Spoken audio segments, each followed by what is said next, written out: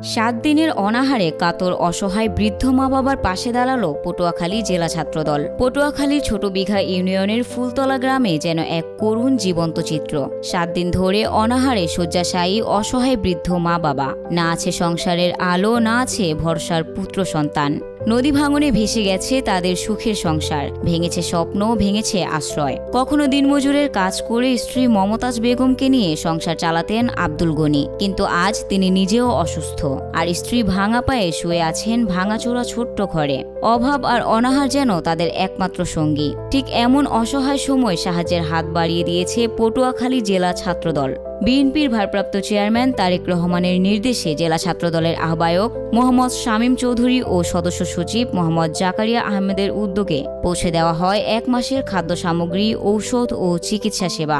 শুধু তাই নয়, এই বৃদ্ধ দম্পতির প্রতি মাসের খাবার ও চিকিৎসার দায়িত্ব নিয়েছে ছাত্রদল। মাধ্যমে একটি ভিডিও ভাইরাল হয়, যেটি একটি বড়বিঘা ইউনিয়নের পটুয়াখালী জেলার ভিডিও, যেটি সামাজিক যোগাযোগ মাধ্যমের শুরুতে আমাদের দেশনায়ক জনাব তারেক রহমানের দৃষ্টিগোচর হয়। তার দিক নির্দেশনায় পটুয়াখালী জেলা ছাত্রদলের সংগ্রামী আহ্বায়ক শামীম চৌধুরী এবং সদস্য সচিব জাকারিয়া আহমেদের প্রত্যক্ষ সহযোগিতায় আমরা পটুয়াখালী জেলা ছাত্রদল তাদের দোরগোড়ায় চলে এসেছি আজকে।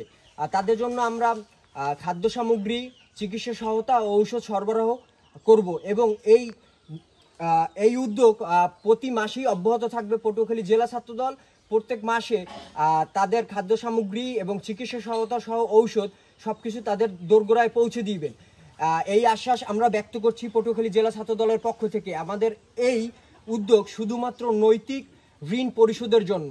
আমরা চাই সমাজের সকল বিত্তবান ব্যক্তিরা এগিয়ে আসুন এবং এই পরিবারটির সাহায্যে নিজেদেরকে নিয়োজিত করুন। এখানে চাল ডাল থেকে শুরু করে 1 মাসে তাদের যাবতীয় খাবার যেটা দরকার সেটা আমরা দিয়েছি, এবং এছাড়াও আমরা ওই যে আন্টির শরীর খারাপ, এই জন্য ডাক্তার নিয়ে এসেছি, সে দেখবে, কিছু ঔষধ নিয়ে এসেছি, এবং অন্যান্য যারা আছেন আমরা প্রত্যেক মাসেই, আমি না হয় অন্য কেউ এসে পটুয়াখালী জেলা ছাত্রদলের পক্ষ থেকে আসলে ওনারে প্রত্যেক মাসেই এভাবে বাজারটা দিয়ে যাবে।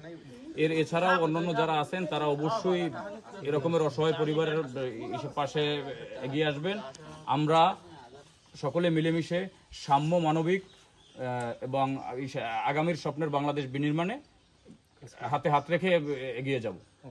অসহায় মানুষের পাশে দাঁড়িয়ে মানবিকতার দৃষ্টান্ত স্থাপন করল সংগঠনটি।